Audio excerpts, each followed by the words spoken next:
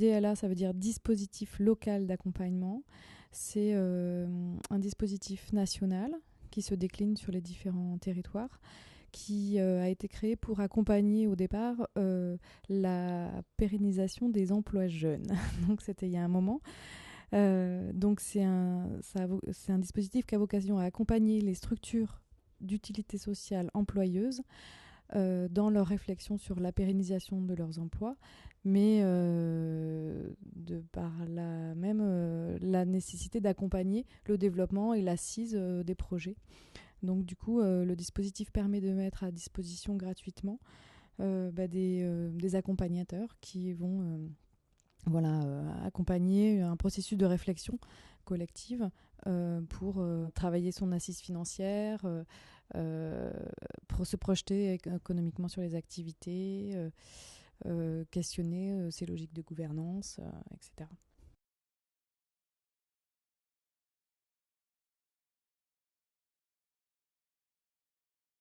La question de la réflexion sur la gouvernance, c'est un peu le cœur de la machine. C'est savoir, parce que c'est ce qui compose en fait le projet. Ce qui compose le projet, c'est l'humain, et donc c'est ceux qui décident. Donc voilà, c'est en fonction de comment on prend conscience de qui décide et comment on s'entoure de personnes qui permettent de contribuer à une prise de décision. C'est ça qui détermine, à mon sens, le cœur de la machine du projet. Et si on est dans une gouvernance serrée, de 1 à 2 personnes, la décision, elle est plus rapide. Je vais prendre une citation qui a été mise en bas.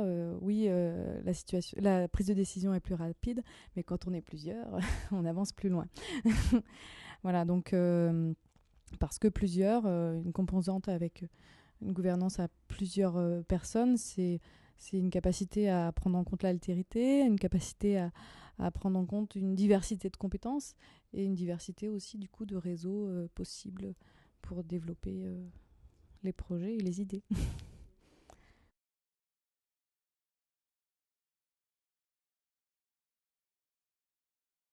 L'économie sociale et solidaire, c'est c'est avant tout des projets qui permettent de imaginer une économie qui met l'humain au centre.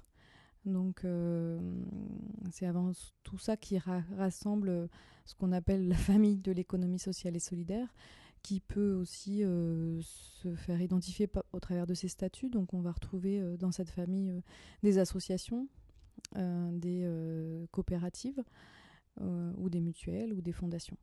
Mais avant tout, la réflexion, ce qui les rassemble, c'est comment on se questionne sur la prise de décision collective et la prise en compte du salarié dans l'organisation, comment on répartit les bénéfices, et avant tout, les bénéfices doivent revenir au projet. Mais c'est une famille qui est composée à la fois d'associations, de structures commerciales. Une SCOP, c'est une société commerciale. Voilà. Les fondations mutuelles, et voilà. C'est une famille qui existe depuis longtemps. Elle est née d'une histoire de mouvements, de solidarité, de réflexion sur l'organisation du travail, l'organisation de salariés pour créer des logiques de solidarité.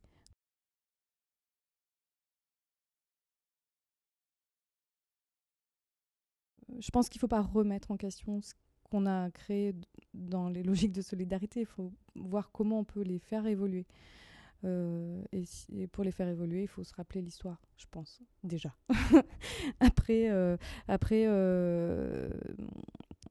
je pense que ce qui est fondamental aussi, c'est d'être en capacité d'intégrer la jeunesse et ce qu'elle peut renvoyer comme nouvelle façon de travailler ensemble. Paradoxalement, il y a aussi une certaine mise en lumière aujourd'hui d'un mouvement qui a été souvent dans l'obscurité et apparenté à des logiques hyper-communistes. Par exemple, les SCOP, fut un temps, elles n'affirmaient pas qu'elles étaient des SCOP, des sociétés coopératives, parce que ça s'était malvenu dans le milieu marchand que d'affirmer qu'on était en société coopérative. On était vus comme des rouges. Aujourd'hui, voilà, le débat s'est élargi et on peut, une structure coopérative commerciale peut affirmer qu'elle est coopérative et ça fait sens aussi dans sa démarche commerciale. Donc c'est déjà une façon de...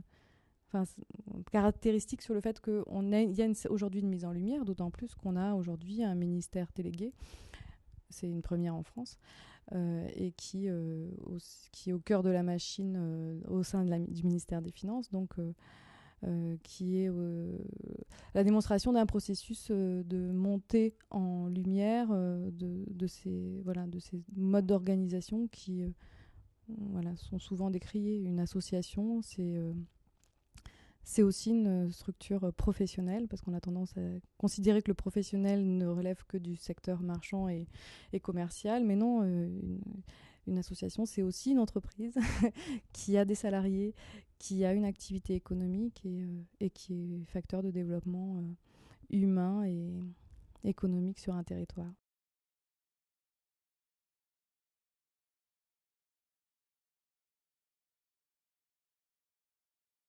Ça me pose question, parce que pour moi, réfléchir à la logique de gouvernance d'un projet, ça vient pas de là.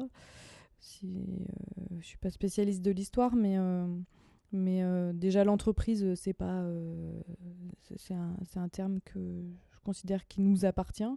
C'est pas forcément une histoire juste de statut et de vision de l'économie, c'est une façon de... c'est pas les autres, c'est nous tous ensemble, quoi. Donc une association, ça peut être une entreprise, c'est une entreprise, voilà, on entreprend ensemble sur un projet. Voilà. Donc ça me pose problème de dissocier ça et de ramener, considérer que les logiques de réflexion sur comment on gouverne ensemble, c'est une réflexion qui relève du monde du secteur marchand.